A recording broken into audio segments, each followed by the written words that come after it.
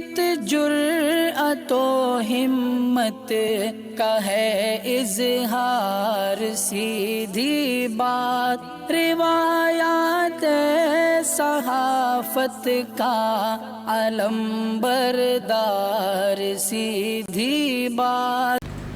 नाज़रीन गिरामी अस्सलामु अलैकुम वरहमतुल्लाहि वबरकातुहू। सीधी बात के ताज़ा तरीन प्राइम टाइम में आप लोगों का इस्तकबाल है। नाज़रीन गिरामी में अंसार अज़ीज़ नदवी इस वक्त आप लोगों के सामने कुछ अहम तरीन ख़बरें, कुछ वायरल वीडियोस और कुछ तनकीदी तज़्ज़िया लेकर के हाज़िर हुआ हूँ। नाज़रीन गिरामी, किस तरह अयोध्या में खातून बैंक अफसर IPS समेत पुलिस एहलकारों पर इल्ज़ाम लगाते हुए ख़ुदकुशी कर ली है। मीडिया बोलने को तैयार नहीं। उत्तराखंड से बहुत ही खौफनाक हादसा पेश आने की खबरें आ रही हैं। राकेश टिकैत ने क्या वार्निंग दी है। 13 साला कश्मीरी लड़की तजम्मुल इस्लाम ने दूसरा आलमी खिताब जीतकर तारीख रकम की है, लेकिन मीडिया को सांप सूंघ गया है। दहशतगर्दी की साजिश का इल्ज़ाम लगाते हुए कश्मीर के एक फ़ोटो जर्नलिस्ट को गिरफ्तार करने की खबरें आ रही हैं। तो मोदी ने पोप फ्रांसिस से मिले तो क्या बातें हुई, किस तरह के तबसरे हैं और क्या कुछ हो रहा है वो भी लगाऊंगा। और G20 सरबराही इजलास में क्या कुछ हो रहा है, वहाँ की आने वाली तस्वीरें, चाहे वो PM मोदी की हो या फिर एर्दोगान की हो या बाइडन की हो, और भी बहुत सारी चीज़ें। और अफ़गानिस्तान से भी कुछ ताज़ा अपडेट्स आ रहे हैं। तो वहीं पर यमन के अदन हवाई अड्डे पर हमले की खबरें आ रही हैं, जिसमें कई अफराद आम शहरियों की हलाकतों की खबरें हैं। ये सारी तफसीलात में रखता हूँ आप लोगों के सामने। उससे पहले आप लोगों से दरख्वास्त है कि जिन अहबाब ने हमारे चैनल को सब्सक्राइब नहीं किया है, सब्सक्राइब कर लें। हमारी इन वीडियोस को दूसरों तक पहुँचाने में हमारी मदद करें, लिंक को शेयर करें। इदारे की मजबूती नाज़रीन गिरामी आप लोगों की मजबूती है। इदारे की मजबूती का मतलब आपको समझना चाहिए और मजबूत करना चाहिए। हर वो शख्स जो हमारी सीधी बात को देखता है, उससे इस्तिफ़ादा करता है, उस पर लाजमी और ज़रूरी है कि कुछ ना कुछ वो ज़रूर इदारे को मजबूत करते हुए इसको आगे चलाने में हमारी मदद करें। और सब्सक्राइबर्स की तादाद को बढ़ाने के लिए अपने ख़ानदान में, दोस्तों अहबाब में, गली कूचे में, महल्ले में, शहर में, मुल्क में, रियासत में, आपके ज़िले और ताल्लुक़े में भी लोगों तक पहुँचाने की कोशिश करें, ताकि सच और सच्चाई, हक़ और हकीकत की खबरें बड़ी तादाद में लोगों तक पहुँच सकें। बहरकैफ नाज़रीन गिरामी, अभी हाल ही में अमित शाह को यूपी में ये कहते हुए आपने सुना था, जो वज़ीर दाखिला हैं भारत के, कि यहाँ अब ख़वातीन के ख़िलाफ़ क्राइम इस कदर ख़त्म हो चुके हैं कि रात के 12 बजे के बाद भी स्कूटी में ख़ातून पूरी तरह से जो है बिना डरे जा सकती है। उसके बाद जो उनकी खिंचाई हुई क्राइम को और जराइम को लेकर के, वो तो आपके सामने था। अब जो खबर मैं आपके सामने रख रहा हूँ, उससे आप अंदाज़ा लगाएं कि ख़ुद इन्हीं के हुकूमत के पुलिस अफसरान और इंतज़ामिया में शामिल लोग जो है किस तरह से ख़वातीन को ख़ुदकुशी करने पर मजबूर करते हैं। अयोध्या में पंजाब नेशनल बैंक की खातून अफसर श्रद्धा गुप्ता ने हफ्ते के रोज़ ख़ुदकुशी कर ली। श्रद्धा गुप्ता को ख़ुदकुशी पर मजबूर करने के इल्ज़ाम में IPS आशीष तिवारी समेत 3 लोगों के खिलाफ FIR दर्ज की गई है। श्रद्धा गुप्ता ने हफ्ते के रोज़ अपने किराए के मकान में दुपट्टे के सहारे लटक कर अपनी जान दी थी। NDTV समेत मुख्तलिफ अखबारात में इस खबर को छाया किया गया है, लेकिन इस पर उस तरह से तबसरे या उस तरह से डिबेट नहीं हो रहे हैं जिस तरह होना चाहिए। और वजह उसकी है कि इसमें योगी की पुलिस शामिल है और BJP हुकूमत से वाबस्ता अफसरान शामिल हैं। इसी इल्ज़ाम के चलते NDTV की रिपोर्ट के मुताबिक श्रद्धा के सुसाइड नोट में लिखा था कि उनकी खुदकुशी के लिए IPS आशीष तिवारी, हेड कांस्टेबल अनिल रावत, विवेक गुप्ता जिम्मेदार हैं। इनके भाई रितेश गुप्ता ने बताया कि घर वालों ने उन्हें गुज़िश्ता रात फ़ोन किया तो उसका फ़ोन नहीं उठ सका। यहाँ देखिए, उसमें लिखे हैं साफ तौर पर श्रद्धा ने सुसाइड नोट लिखा है। उसमें आप पढ़ सकते हैं, पापा मम्मी, मेरे सुसाइड की वजह विवेक गुप्ता, आशीष तिवारी SSF हेड लखनऊ और अनिल रावत जो पुलिस है फैज़ाबाद के, ये 3 हैं और मैं आपसे माफ़ी मांगती हूँ इस खुदकुशी के लिए। I am sorry for this, ये कहते हुए उसने सुसाइड नोट लिखा और नीचे सिग्नेचर किया श्रद्धा के नाम से और ख़ुदकुशी कर ली। नाज़रीन गिरामी, बताइए, ये लखनऊ में और फैज़ाबाद से आ रही खबर है। घर वालों ने समझा कि शायद वो सो गई है, लेकिन 10 से 12 मरतबा फ़ोन करने पर जब फ़ोन नहीं उठा तो उन लोगों को बेचैनी महसूस हुई। उन्होंने मालिक मकान को फ़ोन किया। उन्होंने चेक करने के बाद बताया कि श्रद्धा ने फांसी लगा ली है। श्रद्धा ने जिन 3 लोगों को खुदकुशी के लिए जिम्मेदार ठहराया, उनमें IPS आशीष तिवारी कुछ साल कबल अयोध्या में SSP रह चुके हैं और विवेक गुप्ता वो शख्स है जिससे श्रद्धा की शादी तय हुई थी, लेकिन विवेक का चलन अच्छा न होने की वजह से श्रद्धा ने उससे शादी से इनकार कर दिया था। श्रद्धा के अहले खाना का इल्ज़ाम है कि शादी से इनकार करने की वजह से नाराज़ विवेक श्रद्धा को बहुत परेशान करता था और बड़े अफसरान से उन्हें फ़ोन करवा कर परेशान करता था। पुलिस ने IPS आशीष तिवारी समेत 3 अफराद के खिलाफ खुदकुशी के लिए उकसाने का मुकदमा दर्ज किया। पुलिस ने मामला दर्ज करके जाँच शुरू कर दी है, ताहम पुलिस अफसरान इस मामले पर ज़्यादा बात करने से इनकार कर रहे हैं। ये हालात है यूपी में जराइम के कि किस तरह से जो है ख़वातीन का इस्तेहसाल हो रहा है, उन पर जुल्म व जबर हो रहा है, लेकिन BJP हुकूमत खुद अपनी ही पीठ थपथपाने पर मजबूर है। नाज़रीन गिरामी, उत्तराखंड में ज़िला देहरादून के चक्राता में आज सुबह बहुत ही खौफनाक सड़क हादसा पेश आया है और इन तस्वीर से उसका अंदाज़ा आप लगा सकते हैं। इस हादसे में 11 अफराद की जान चली गई है, जबकि 4 दीगर लोग ज़ख्मी हो चुके हैं। ज़ख्मियों को इलाज के लिए अस्पताल में दाखिल किया गया है। मीडिया रिपोर्ट के मुताबिक गाड़ी के खाई में गिरने की वजह से हादसा पेश आया। चक्राता के SDM पुलिस और SDRF की टीम मौके पर पहुंच रही है और जो है लोगों को वहां से हटाने की कोशिश हो रही है। किस कदर इतनी ऊंचाई से खाई में गिरने के बाद आप अंदाज़ा लगा सकते हैं। उत्तराखंड में अक्सर रास्ते नाज़रीन गिरामी वो पहाड़ों के दामन में हैं और किसी न किसी दाएं या बाएं जानिब खाई होती हैं। ऐसे हालात में यहाँ बड़े चौकन्ना होकर के होशियारी के साथ जो है ड्राइविंग करने की ज़रूरत होती है। और उत्तराखंड के इस पहाड़ी इलाक़ों से जिनके रास्ते जो है पहाड़ी आसपास में घिरे हुए होते हैं, फैले हुए होते हैं, वहाँ से इस तरह की खबरें लगातार आती रहती हैं।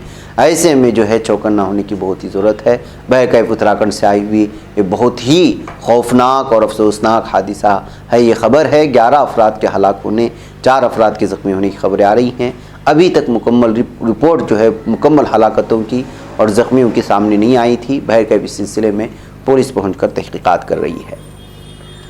नाज़रीन गिरामी, नफ़रत किसी कौम के ख़िलाफ़ हो जाए और अदावत आपके जहन में ऐसी गलाज़त भर दे कि जिसकी वजह से आप हकीकत को और सच को समझने से कासिर रहें, तो फिर क्या कुछ होता है मैं इन ट्विटर के हवाले से बताना चाहता हूँ।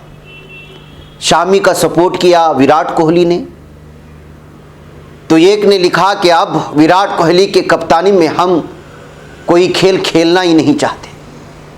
चलो ये तो फिर भी हज़म करने के लायक है, लेकिन मुसलमान का नाम लेकर के, मुसलमान का नाम बदल करके कप्तान विराट कोहली की बेटी को रेप का धमकी देना, ये उस शख्स की जहनी गलाजत और उस शख्स की जो है इंतहाई घटियापन की तरफ इशारा करता है कि ये इंसान किस कदर क्रिमिनल माइंड होगा। ये देखिए कि किस तरह उसने जो ट्वीट किया है और नाम लगाया है आमीना का, आमीना के नाम से, ताकि चूंकि उसने मुसलमान शम्मी को सपोर्ट किया तो नफ़रत पैदा हो जाए मुसलमानों की तय विराट के दिल में। और उसने जो ट्वीट किया है आप देख लीजिए क्या उसने अल्फाज का इस्तेमाल किया है। यहाँ पर मैं ज़्यादा ये आपको दिखाना भी नहीं चाहता। वामिका, ये विराट कोहली और उसकी लड़की है, अभी 11 महीने की है, और वो क्या कह रहा है कि जो है उसका रेप करेगा, वो इंतज़ार कर रहा है रेप करने का। अब ये कब तक ये नफ़रत चलती रहेगी। अफसोस का मकाम ये है कि इस तरह की बयानात को जो है तरजीह देता है ट्विटर, फौरी तौर पर हज़्फ नहीं करता, और इस तरह के लोगों के ख़िलाफ़ कोई इंतज़ामिया, कोई पुलिस कार्रवाई भी नहीं करती कि नफ़रत और गलाजत की ये इंतहा सोच में बिठा करके, ख़यालात में बिठा करके लगातार जो है वो ट्रोल करते हैं लोगों को। भारत की तर्जुमानी करने वाले और उनकी क़ियादत करने वाली टीम के कप्तान को अगर आप इस तरह ट्विटर में धमकियां देते हैं, जिसकी बेटी की उम्र अभी 11 महीने है, तो आप अंदाज़ा लगाएं कि ये नफ़रत, ये अदावत मुसलमानों के ख़िलाफ़ एक हिंदू सेकुलर माइंडेड आदमी कुछ बोलता है तो उसको कहाँ तक जो है धमकियाँ दी जाती हैं। और ये नफ़रत आई कहाँ से, ये दुश्मनी फैलाई जा रही है कहाँ से, ये सारी चीज़ें आप लोगों को मालूम है कि इस वक्त जो है हिंदुत्व का ये ब्रिगेड लगातार नफ़रतों के आसमान को पहुँच चुका है और गलाजत के उस गिराई में पहुँच चुका है कि जहाँ से निकलना शायद ही मुश्किल नज़र आ रहा है कि छोटी छोटी सी बात को लेकर के नफ़रतों की जो है पहाड़ तोड़े जा रहे हैं। नाज़रीन गिरामी, आइए अगली खबर की जानिब बढ़ते हैं। इंडियन मीडिया कश्मीर के ताल्लुक से जब कोई बात आती है तो कश्मीरियों को बदनाम करने की कोई भी चीज़ हो उसको सबसे पहले सुर्खियां देता है, और भारतीयों के दिलों में उनके तख़य्युलात में एक ऐसी तस्वीर पेश करने की कोशिश करता है कि कश्मीर की ज़मीन तो उनकी, लेकिन कश्मीर ही उनका नहीं। अब देखिएगा इस न्यूज़ को, जिस पर डिबेट होना चाहिए था, बड़े पैमाने पर दिखाना चाहिए था, उसको किस तरह से जो है ख़त्म कर दिया गया। वर्ल्ड जूनियर चैंपियन तजम्मुल इस्लाम ने किक बॉक्सिंग वर्ल्ड चैंपियनशिप में तलाई तमगा जीतकर दूसरी बार तारीख रकम की है। शिमाली कश्मीर के बांदीपुरा ज़िले की रहने वाली 13 साला तजम्मुल ने मिस्र के दारुल-हुकूमत काहिरा में मुनाकिदा वर्ल्ड किक बॉक्सिंग चैंपियनशिप के अंडर 14 ज़ुमरे के फाइनल में अर्जेंटीना की लालिना को शिकस्त देकर तलाई तमगा जीता। वो मेज़बान मिस्र के 2 सरकर्दा बॉक्सरों को शिकस्त देकर फाइनल में पहुंची। फाइनल से कबल तजम्मुल का मुकाबला फ्रांसीसी बॉक्सर से था। तजम्मुल ने फतह के बाद ट्वीट के ज़रिए अपनी खुशी का इजहार किया। उन्होंने ट्वीट में लिखा, ये मेरे लिए काबिल फ़ख्र लम्हा है। मैंने काहिरा में आलमी चैम्पियनशिप के अंडर 14 ज़ुमरे में गोल्ड मेडल जीता है। अब मैं दूसरी बार आलमी चैम्पियन बन गई हूँ। मैं डॉक्टर भी बनना चाहती हूँ। वाज़ेह है कि इससे कबल उन्होंने इटली के शहर एंड्रिया में मुनाकिदा 2016 की वर्ल्ड किक बॉक्सिंग चैंपियनशिप में 8 साल की उम्र में पहली चैंपियन बनने का एजाज़ हासिल किया था। वह ऐसा करने वाली पहली जूनियर बैनुल-अक़वामी बॉक्सर थीं। उन्होंने ज़िला, रियासती, कौमी और बैनुल-अक़वामी सतह पर किक बॉक्सिंग मुकाबलों के सब जूनियर ज़ुमरे में सोने के तमगे भी जीते हैं। काहिरा में 18 अक्टूबर से 24 अक्टूबर तक मुनक़िद होने वाली इस चैंपियनशिप में दुनिया भर के बॉक्सर्स ने हिस्सा लिया था। इसमें हिंदुस्तान से मुख्तलिफ उम्र और वज़न की कैटेगरीज़ के 30 खिलाड़ी शामिल हुए। उसमें तजम्मुल भी थी और उसने जो है तलाई तमगा जीत लिया, लेकिन मीडिया को सांप सूंघ गया। जी हाँ नाज़रीन गिरामी, कश्मीर की तस्वीर को अलग ही अंदाज में पेश करके एक अलग ही रुख पूरी दुनिया में पेश करने वाला भारतीय मीडिया को ये जो कश्मीरी एक तालिबा छोटी उम्र में अरब मुल्क में जाकर के भारत का नाम रोशन कर रही है, वो दिखाने से कतराता है। और वजह उसकी क्या है ये आप लोग बेहतर अंदाज में जानते हैं। इससे साफ और वाज़ेह पैगाम में जाता है कि सिर्फ जो है कश्मीर की ज़मीन अपनी कहने से वहाँ के कश्मीरी भारत के नहीं हो जाते, बल्कि ज़मीन के साथ साथ कश्मीरियों को भी गले लगाएंगे तो शायद जो सिचुएशन बनाई गई है, बनाई जा रही है या बनाए जाने की कोशिशें होती हैं साजिशों के तहत, शायद उसका रुख सही हो सके। अगर इसी तरह का तासुबाना रवैया रहा कश्मीरियों के साथ तो जाहिर सी बात है कि आप कहाँ से वहाँ अमन ला सकते हैं और कहाँ से आप कश्मीरियों को अपना भाई कह सकते हैं और वो कहाँ से आपको जो है अपना भाई कह सकते हैं। एक अहम तरीन सवाल निकल करके उस वक्त सामने आता है जब इस तरह की अहम तरीन ख़बरों को दबाने की कोशिश होती है। बहरकैफ नाज़रीन गिरामी, आइए अगली ख़बर की जानिब ले चलूँ और वो है राकेश टिकैत की वार्निंग। जी हाँ, किसान लीडर राकेश टिकैत ने कहा है कि अगर किसानों को जबरन हटाने की कोशिश की गई तो सरकारी दफातर को हम गल्ला मंडी में तब्दील कर देंगे। राकेश टिकैत ने बयान एक ऐसे वक्त में दिया है जब दिल्ली के गाजीपुर और टेकरी बॉर्डर से बैरिकेड हटाए जाने और रास्ता पूरी तरह से खोले जाने के मामले पर किसान लीडरान और पुलिस इंतजामिया के दरमियान रस्साकशी चल रही है। NDTV में इसकी रिपोर्ट मुकम्मल छपी हुई है। उसके मुताबिक राकेश टिकैत ने कहा कि हमें इत्तला मौसूल हुई है कि इंतज़ामी अफसरान JCB के ज़रिए मुजाहरा करने वाले किसानों के खीमे हटाने की तैयारी कर रहे हैं। अगर वो ऐसा करते हैं तो किसान अपने खीमे पुलिस स्टेशन में नस्ब कर देंगे। दिल्ली पुलिस ने जुमेरात की शब से गाजीपुर टेकरी बॉर्डर से बैरिकेड हटाने का अमल शुरू किया है। यहाँ किसान तीनों ज़रिए क़वानीन के खिलाफ तवील मुद्दत से सरापा एहतिजाज बने हुए हैं। बहरकैफ नाज़रीन गिरामी, 11 महीनों से तो ये रास्ता गुज़िश्ता 11 महीनों से बंद था, लेकिन अब दिल्ली में नवंबर के अवाखिर से किसानों की दिल्ली के सिंगू बॉर्डर, टेकरी और गाजीपुर बॉर्डर पर जारी तहरीक को 1 साल मुकम्मल हो जाएगा। इस हालात में यहाँ की पुलिस ने रास्ते बंद किए थे तो उन रास्तों को हटा दिया गया है। अब इनके टेंटों को हटाने की अगर कोशिश की गई तो जाहिर सी बात है कि किसान छोड़ने वाले नहीं हैं, इसलिए उनको वार्निंग दी गई है राकेश टिकैत की जानिब से, जो किसानों की तंजीमों के सरबराह हैं। नाज़रीन गिरामी, जैसा कि मैंने अभी कश्मीर का तज़किरा कर रहा था, आइए एक और ख़बर जो अफसोसनाक आ रही है। फ़ोटो जर्नलिस्ट को उस पर जो है दहशतगर्दी का इल्ज़ाम लगा करके गिरफ़्तार कर लिया गया। जी हाँ नाज़रीन गिरामी, एक नौजवान फ्रीलांस फ़ोटो जर्नलिस्ट को नेशनल इन्वेस्टिगेशन एजेंसी NIA ने दहशतगर्दी की साजिश के एक मामले में गिरफ़्तार किया। 24 साला सहाफ़ी मन्नान गुलजार डार को 10 अक्टूबर को राजधानी श्रीनगर के बटमालू इलाके के पुलिस स्टेशन में बुलाया गया था और मन्नान गुलजार पेशावराना तौर पर मोहम्मद मन्नान के नाम से जाने जाते हैं उनका काम दी गार्जियन जैसे बैनुल-अक़वामी इशाअतों में शाये हो चुका है। पेशावर फ़ोटो जर्नलिस्ट मन्नान गुलजार डार की इस साल जुलाई में श्रीनगर में तसादुम के बाद ली गई तस्वीर में से एक तस्वीर दी गार्जियन के 20 photographer of the week section में शाये की गई थी। तो आप अंदाज़ा लगाएं, जिनकी तस्वीर इतने बड़े पैमाने पर इतने बड़े अखबार में शाये की जा रही है, उन पर नज़र लग गई और अब जो है उनको दहशतगर्दी का इल्ज़ाम लगा कर के गिरफ्तार कर लिया गया है। दी वायर को बताया गया है कि नई दिल्ली ने जाने से पहले उन्होंने खुद अपने बेटे को पुलिस तफ्तीशकारों के हवाले कर दिया था। उनके वालिद गुलजार अहमद डार ने बताया है। यह नए श्रीनगर में तकरीबन 15 दिन तक उनसे पूछगिछ की गई है। तो नज़र में ये हालात हैं इस वक्त कश्मीर में, क्या सही है क्या गलत है, कौन सही कर रहा है कौन गलत कर रहा है। इस तरह की खबरें जब सामने निकल कर के आती है तो कश्मीर की सही सिचुएशन सामने आ जाती है। बहरकैफ नाज़रीन गिरामी, आइए अब बात करते हैं G20 सरबराही इजलास की। रोम में जो कुछ हो रहा है आप लोग जानते हैं। उसमें से सबसे ज़्यादा हमारे भारत के पीएम मोदी की जो तस्वीरें वायरल हुई वो जो है पोप के साथ हैं, जिन्होंने उनसे मुलाकात की। इटली दौरे पर हफ्ते को वज़ीर-ए-आज़म नरेंद्र मोदी ने वेटिकन सिटी पहुंचे। यहाँ वज़ीर-ए-आज़म नरेंद्र मोदी ने आज सुबह यहाँ वेटिकन सिटी में ईसाइयों के सबसे बड़े मजहबी रहनुमा पोप फ्रांसिस से निहायत गर्मजोशी के साथ मुलाकात की। अभी मुलाकात की तस्वीरें जैसी वायरल हुई तो जाहिर सी बात है कि ईसाई गिरजाघरों पर जो हमले हो रहे हैं वो आप लोगों को मालूम है।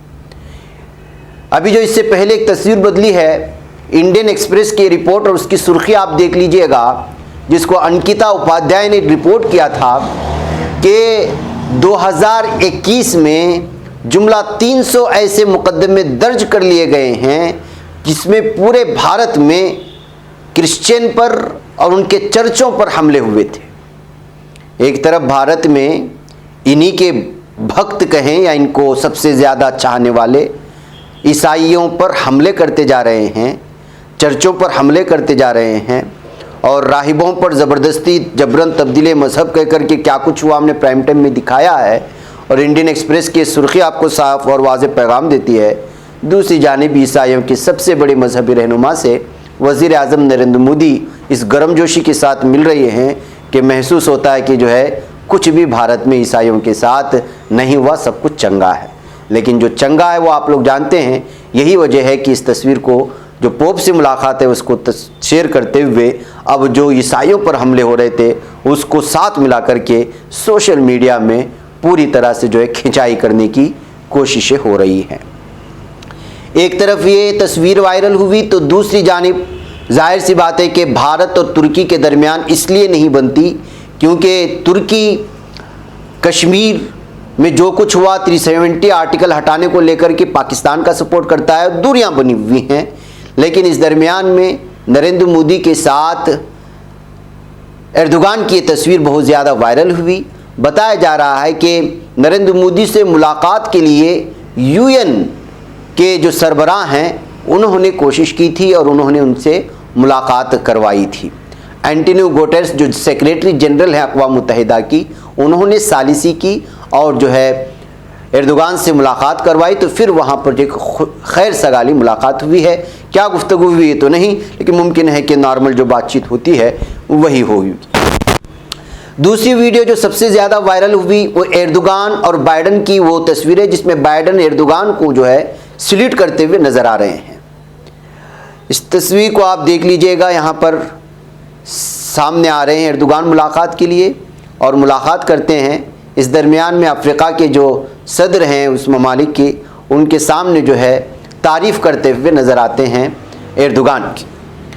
तो नाज़रीन गिरामी, दरअसल आप लोगों को मालूम होना चाहिए कि आजकल तुर्की पूरी तरह से जो है दिफाई सिस्टम में आगे बढ़ रहा है और अमेरिका से कुछ माहिदों को लेकर की भी दूरियां हैं एर्दोगान की और तुर्की की। इसी के चलते उनकी इस मुलाकात की वीडियो वायरल हुई।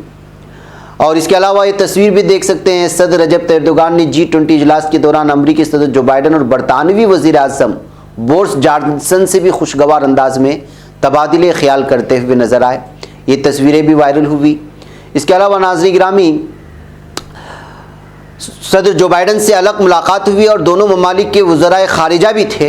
ये तस्वीर आप देख सकते हैं बैठक की उनकी, जहाँ पे जो है सदर एर्दोगान ने तुर्की के दाखिली मामले पर बयान देने वाले अमेरिका, कनाडा, फ्रांस और जर्मनी समेत 10 मगरबी ममालिक के सफ़ीरों को माफ़ी मांगने पर जो मजबूर किया था सदर एर्दोगान ने, उसकी वजह से भी सदर एर्दोगान सुर्खी में आए थे।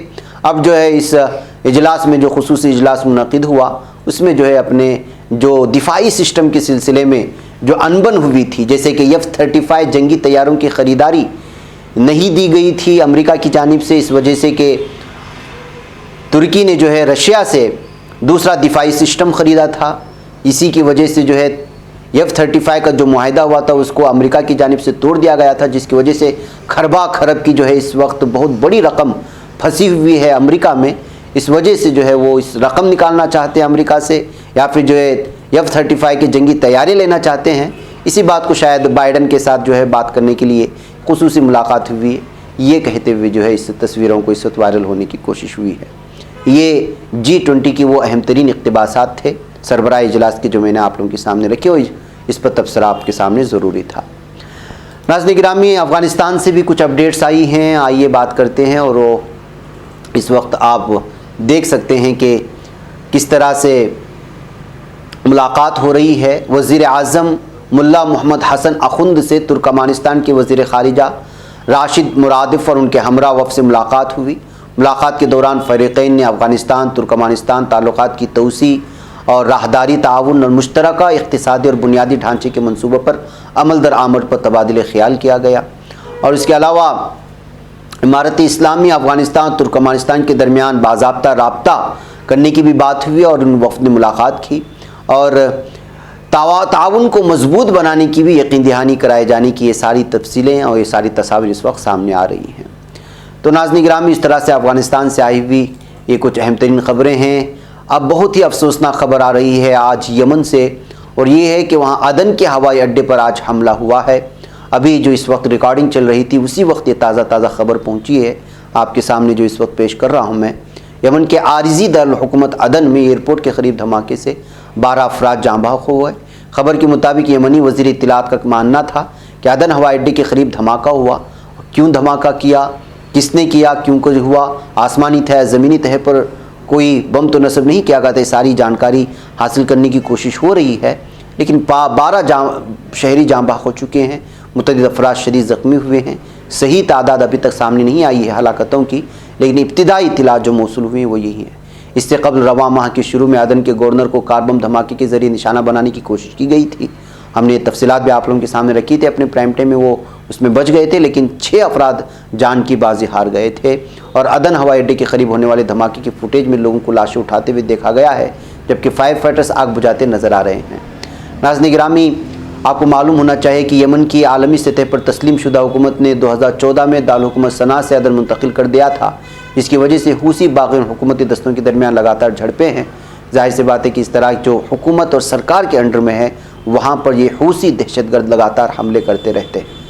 बग़ैर नाज़रीन गिरामी, मुझे यहाँ पर इजाज़त दें। ये जो कुछ अहम तरीन ख़बरें थी जिस पर तबसरे हुए, ख़ुद देखें, दूसरों तक फैलाने की कोशिश करें, इदारे को ज़रूर मजबूत करें। अस्सलामु अलैकुम रहमतुल्लाहि व बरकातहू। बच पाता है कोई सहाफ़ी की निगाहों से, मिलाता है ये लोगों को मोहब्बत की पनाहों से। करम और दर्द मंदी का है एक संसार, सीधी बात अज़ीमत जुर्अतो हिम्मत का है इज़हार, सीधी बात अज़ीमत जुर्अतो हिम्मत का है इज़हार, सीधी बात। ये चैनल हक निगर बनकर कुचल देता है फितनों को।